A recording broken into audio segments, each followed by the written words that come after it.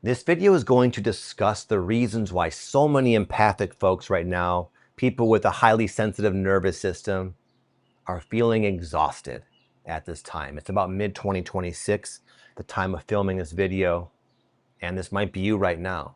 The good news is all of these reasons are ultimately very positive. It's similar to a detox. If you've ever done a detox, like a 3-day fast or a juice cleanse, something like that, what you may have noticed is the first couple of days are kind of gnarly. You have a headache, you feel fatigued, you don't feel good, you feel kind of achy. But once you get past that healing crisis, essentially, you feel great, full of energy, you feel renewed. And that's essentially what's happening right now to people and their consciousness and their body. There's a lot more going on than meets the eye. And that's exactly what this video is about. It's going to go into the deeper reasons why so many empathic people are feeling fatigued right now and how it's a direct result, essentially, of a very profound shift in consciousness taking place on planet Earth as we speak. The first reason is that the modern lifestyle is unnatural for human beings, and our bodies are rebelling. We can feel it. The fatigue is among many other signs: depression, weight gain, a lot of other even more intense symptoms than that. And it's because there's something majorly off here. Now, I know this might seem kind of bleak because after all, most of us are kind of stuck in a situation, me included. You know, I have children to feed, I have bills, I have to work, I have to do stuff. I'm online right now, there's a computer in front of me, my phone's in there, and it's like I'm not above any of this. But what I'm finding myself doing, and you may as well, is asking myself, what can I do about this? How could I make my life more balanced? How could you make your life more balanced? You know, one of the simple things I've been doing lately, just as an example of a positive adaptation of this initial fatigue, is every morning I like to come outside and sort of get in the sun. It takes about 30 seconds. I move my body and I'm in the sun. I greet the morning sun. And every night, as long as it's not too cloudy, my wife and I will go back over there on this little bench area, which you probably can't see, and we'll watch the sunset. And I found that just being in tune to the sun, the morning and the evening, takes about 5-10 minutes total. That has had a profound effect on my nervous system, my sleep quality, and my overall day-to-day energy. So the fatigue, I suppose, is only a problem if we don't do anything about it. Now, even if you haven't found a solution, I bet you're thinking about it. I bet you're asking yourself, how could I do life differently? What could I do differently? How can I work less? How can I make more time for the things that matter to me? How can I make more time for self-care? And even though you may not immediately have solutions, you will. That's because you have a brain. That's what brains do. Brains are amazing at bridging gaps. And we need an initial discomfort to make us aware that there is a gap to be bridged in the first place. And then your brain will not rest until it finds a way to do that, where you find your own way of living more harmoniously with nature, with your own inner equilibrium, while being in this modern life. It's not easy, it's a challenge, but the fatigue is a concern for most people. When you're fatigued, you realize there's like a vulnerability there. It's kind of like an unsettling feeling to be fatigued and have a lot of demands of life sort of mounting up around you. So it's a good motivation for seeking balance. It's also a sign that you're healing. It's a sign that your body is ridding itself of heavy, old, dense emotions that have been weighing it down this entire time. But the healing process is kind of like a healing crisis in a way, and it can bring about a temporary fatigue to the body and to the system. Oftentimes, what I found is because initially you don't know what's healing. It can begin as like an unrest and agitation, just feeling uncomfortable. And it's like your mind will try to figure out what the problem is. But eventually, you know, I'm sure throughout the last month, correct me if I'm wrong, you've experienced that but then eventually you have like these insights and these breakthroughs. Maybe it comes to you in a profound dream or just a flash insight, or maybe it's something you actively look to heal through some type of formal shadow work. But nonetheless, this agitation and this fatigue that comes with not knowing what it's about is just overall just a temporary side effect of the healing process. And as you may already know, that healing process is the result of something even bigger that's going on right now on planet Earth. If you found yourself watching a video like this, I would bet that you have some awareness of the fact that humanity right now is going through a major shift in consciousness. The whole planet, every living thing involved on this planet is being altered at a very deep, profound level in a very, very unprecedented, accelerated sort of way. And there's a lot of new energy coming onto the planet, and it's affecting everything. And it's causing a rapid evolution in everything. And as nice as this all sounds great, and it is, it has a very taxing effect on the central nervous system, especially of the sensitive folks like you, the empaths. You know, what comes to mind is this book I read years ago by a guy named Gopi Krishna. It was called Living with Kundalini. It was one of the first well-documented sort of subjective accounts of going through a profound Kundalini awakening, which is like a spiritual awakening, while living in kind of like a normal modern lifestyle. And he went through it, and I read the whole book. It was fascinating. And one of the things that really struck me was just how it affected his body. Now, granted, he went through kind of a rare intensity of this that I don't think any of us are going through, you and I, but it goes to show just how spiritual evolution is not only about changing the way you see the world, the way you perceive things. It has a biological component as well. In fact, this guy, after he had his big awakening, he gained such an access, you could say, to like the divine realms, that he would sometimes find himself for days, as he would say, indulging in bliss.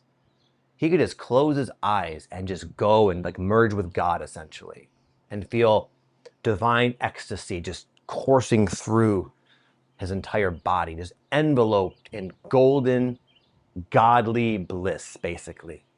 But you know what he said? He'd always pay for it.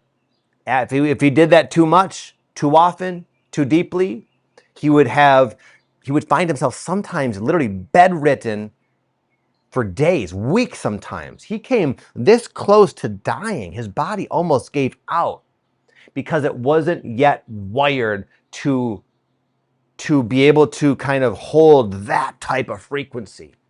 It takes the body a little while to kind of catch up with the spiritual evolution taking place. Now, that's a kind of an intense example, as I mentioned, but a lot of us are going through that right now, especially in 2026. There is certainly an acceleration taking place. You can see it everywhere in the world, and you're feeling it also in your body. And unfortunately, a lot of people, they don't know this. So what are they doing? They're drinking more caffeine, they're going to the doctor, and they're being put on hormone pills and this and that. If only people understood that this is just a temporary side effect of a spiritual awakening process that millions of people are going through right now, and especially the empathic people. You might be going through it the most intensely because you're so attuned to your nervous system. But it's not a bad thing. It's a sign of progress. It's a sign of evolution. It's a sign you're upgrading. This is temporary, and it's going to give way to you being able to house more of that light frequency for the remainder of your life. Another reason for this is that you're waking up to the shenanigans, to the nonsensical way that most people live their lives, including you, including me. All of a sudden, it just doesn't resonate anymore. It doesn't make any sense. And yet here you are kind of stuck in it. And it's exhausting because you're waking up and there's no longer this illusion of congruency. Something's off.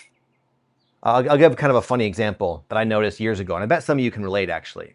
I started to notice, like several years ago, when my kids were a bit younger, how exhausting, stressful, pointless, indulgent, and in my opinion, unnecessary the holiday season was. Now, I'm not this like anti-holiday guy, but I noticed that, During like Christmas time, I was so stressed. Everybody was so busy. And there was just so many presents coming to the house from my parents. They always send a lot of presents, and then from us. And there was all this dessert. And it was just like this huge burden for my poor wife to put together the dinner and the food. And everybody was stressed. Everybody was spending tons of money. And then all to kind of culminate with my kids like becoming, it was like this, just tearing through presents in this very like in sort of a compulsive way, and they'd open a present and they'd see it and they'd throw it aside because there were so many other ones. And I was like, why are we doing this? Well, how did this become something we just do every year? And that exhaustion, it was like the exhaustion was from the busyness, but it was also from just like the disconnect and what I wanted, how my idea of like the holiday season versus what I found myself doing.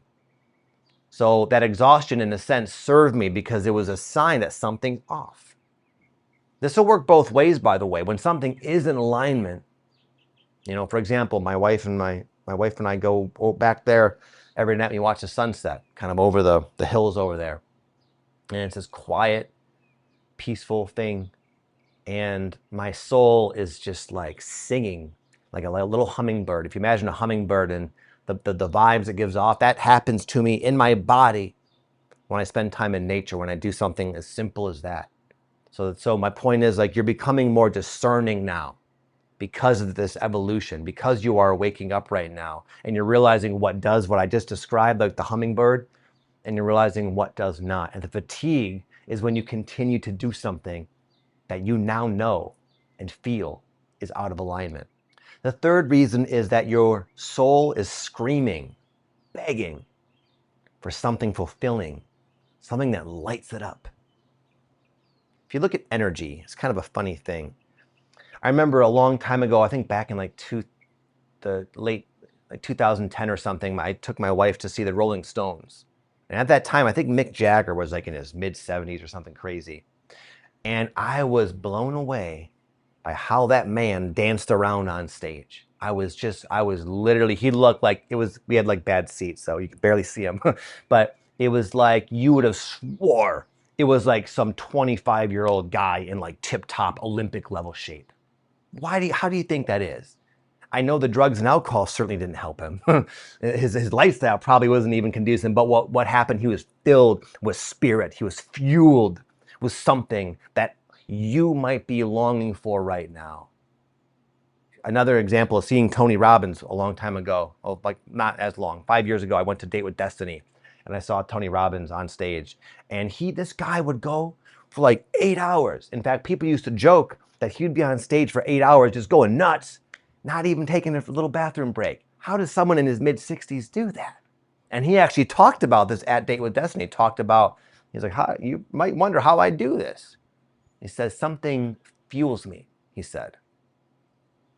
This exhaustion for a lot of us because there's nothing fueling you. You haven't found it, your version of it yet. You don't have to be rocking the stage like Tony or Mick Jagger's. You could be tending to your garden. You could be starting your business, starting your coaching business, starting a family, whatever it is that your soul has come to do. It's time to find out what that is. And you're not going to feel as like, youthful and lit up until you do. And it could be a process, in fact, as this is happening before you found your thing. But this fatigue is a sign that you would benefit from starting to look and asking yourself, what would my version of that be? My version of that is I can't sing. I'm not going to be a rock star. I'm not going to have a 5,000 person event like Tony Robbins. For me right now, it's running breathwork ceremonies.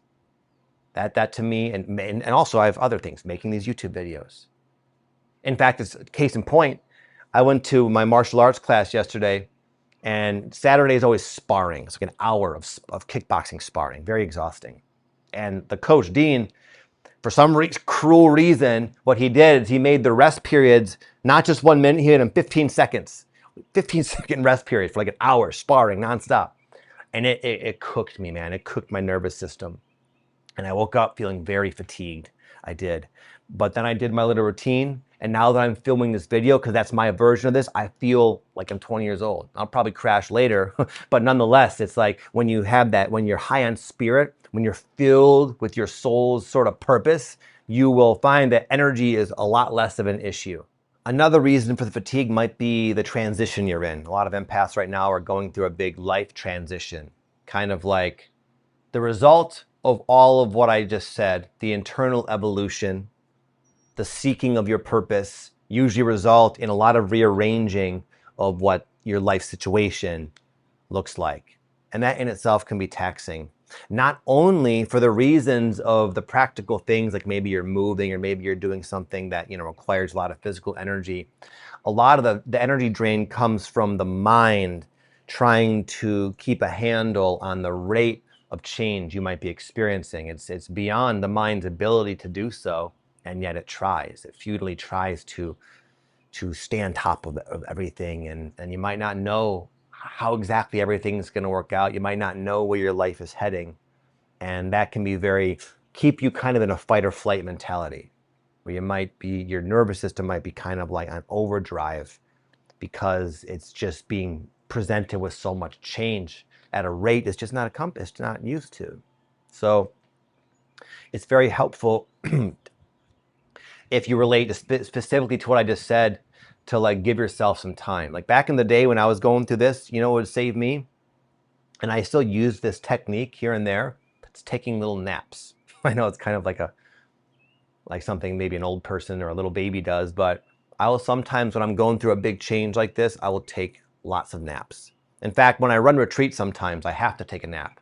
And it's simple. I'll just get out my phone. I'll set a timer for 20 minutes because you don't want to take too long of a nap because you'll get too deeply into a sleep cycle, but 20, 30 minutes, whether I sleep or not, just like laying there and allowing myself to not have to compute. Your nervous system isn't asking for much. It's very, very forgiving. It's very, very flexible.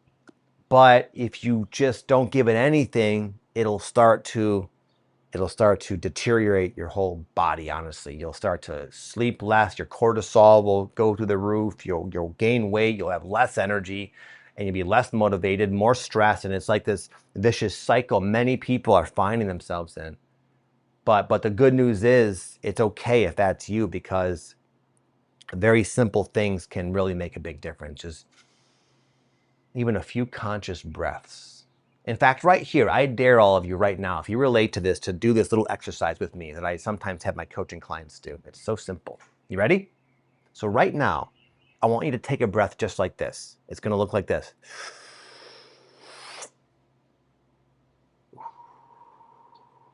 So take a breath and then take another sip. Your lungs are very flexible like a balloon. So take a breath and then breathe in even more. Hold it. Let it out slowly. Please, I know you're like, Vic, I'm watching YouTube. I don't want to do that. Trust me, try this. Give me 1 minute, and I will show you how easy it is to reset your nervous system, okay? All together right now, you and I.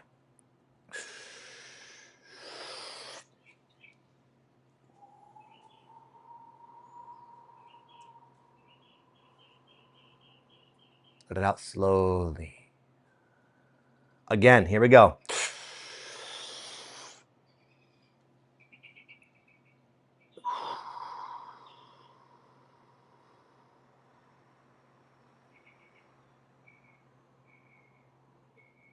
One more time.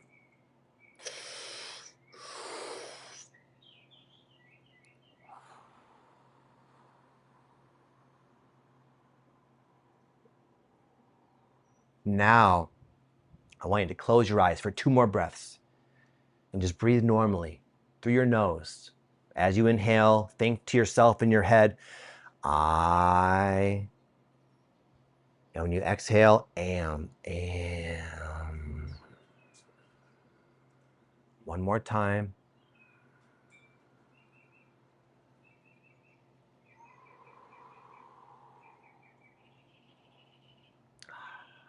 How does that feel?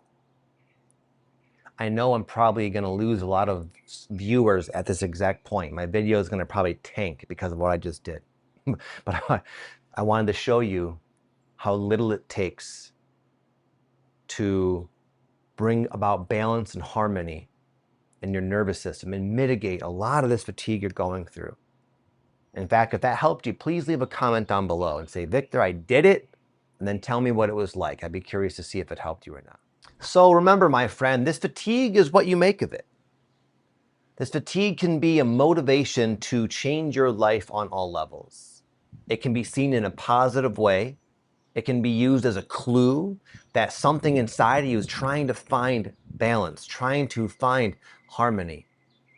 And you can use it because it's a pretty direct reflection of some type of disharmony, whether it's a healing crisis you're experiencing, whether there's some changes that you'd benefit from making in your life, whether it's something to kind of motivate you to find something that really does light you up and give you a sense of purpose. Regardless, all positive in my eyes. Or maybe it's a way, it's a sign that you need to change the way you look at life. You know, if I'm waiting for life to kind of change and slow down and transform itself, I might be here a little while. It seems like the external world is going to do its thing for quite some time, at least the way it looks to me at this point. So in the meantime, today, right now, what am I going to choose to do about it? And what I'm learning from this personally, if you're curious, it's causing me to really reevaluate the way I relate with life, adversity, suffering, and change. And it's leading me to find alternative ways of not being as affected by those inevitable components of my life anyways. And what it's caused me to do essentially is spend more time in nature, spend more time in silence, do more breathing, coming back to my breath as we did earlier, and finding peace and serenity within myself. And I find that it's hard. It's not easy at all. I'm not very good at it yet, but I'm determined. I'm willing to continue to work at it. And whether I succeed or not, I'm able to wake up with optimism because I, for one, am not giving up. I'm not going to allow the world to harden me and to burn me out. I'm going to fight, at least while I'm still here. And if you're still watching this video, something tells me you are as well. So welcome to the club, my friend. Happy to have you here as part of the team. Thank you for watching my video. And by the way, I have not done this in so long, but for the first time in about 5 years, I'm opening myself up for transformational coaching. I only work with a very small group of people, but if this is something you've wanted to do or you've seen my videos and you've wondered, oh, how can I work with this guy? You know, there's some kind of connection there. I'll leave a link down below the video and it will share about the process I take people through. And if it's something that resonates with you, something you can join because we're going to be starting here in about a week. So thank you so much for watching, my friends. Nonetheless, no pressure there. And I'll see you next time. Peace.